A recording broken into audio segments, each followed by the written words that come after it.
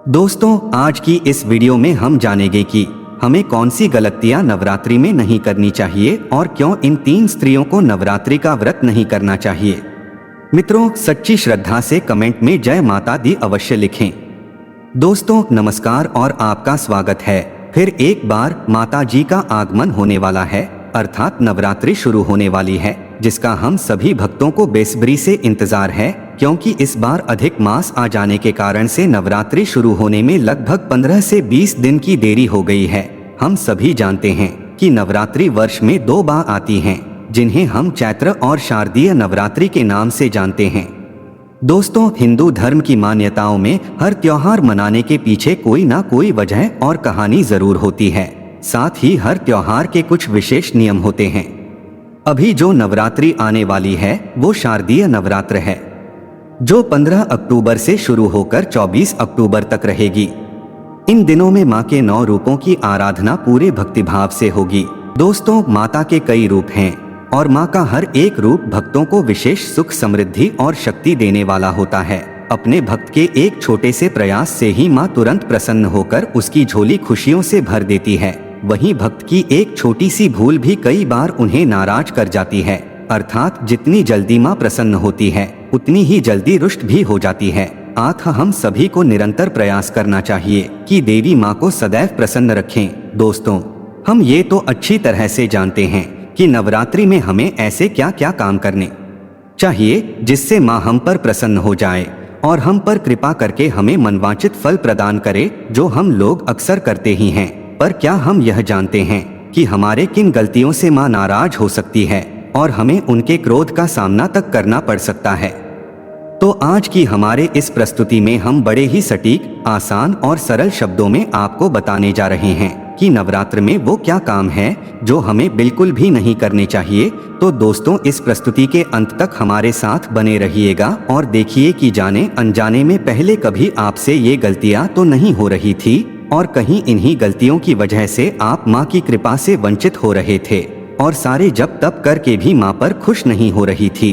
तो चलिए जल्दी से शुरू करते हैं, किंतु आगे बढ़ने से कृपया चैनल को अवश्य ही सब्सक्राइब करें ताकि आप हमसे जुड़े रहें।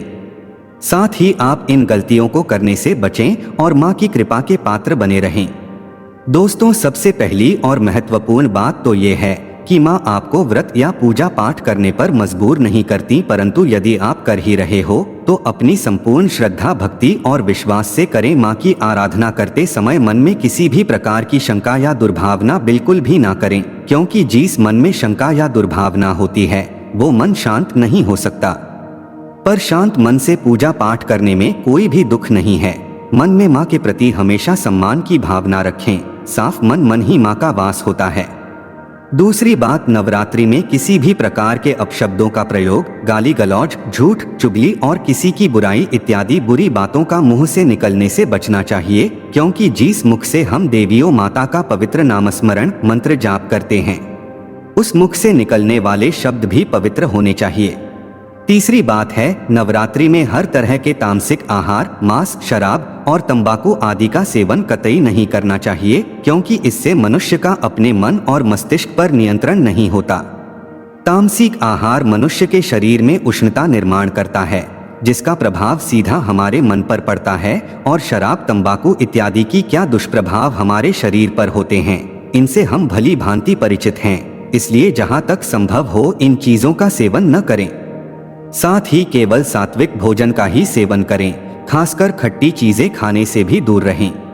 चौथी बात, किसी भी जरूरतमंद को और कन्या को अपने घर से खाली हाथ न जाने दें। किसी की मदद करने से मां देवी बहुत प्रसन्न होती है और जरूरतमंद की मदद करने पर तो मां की कृपा आप पर अवश्य ही होगी। हो सके तो किसी कन्या को भोजन अवश्य खिलाएं, क्योंकि कन्या तो मां का ही रूप होती है।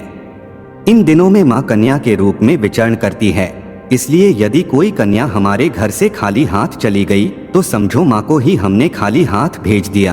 तो जिस देवी मां ने हमें इतना सामर्थ्य दिया है कि हम किसी के लिए कुछ कर सके तो जरूर करें, अन्यथा मां को ये बात अच्छी नहीं लग सकती। पांचवी बात है, इन दिनों में बाल न कटवाएं, दाढ़ी न बनाएं और नाखून भी न काटें, जो कि बाल और नाखून को बढ़ने में हमारे शरीर की ऊर्जा का प्रयोग होता है।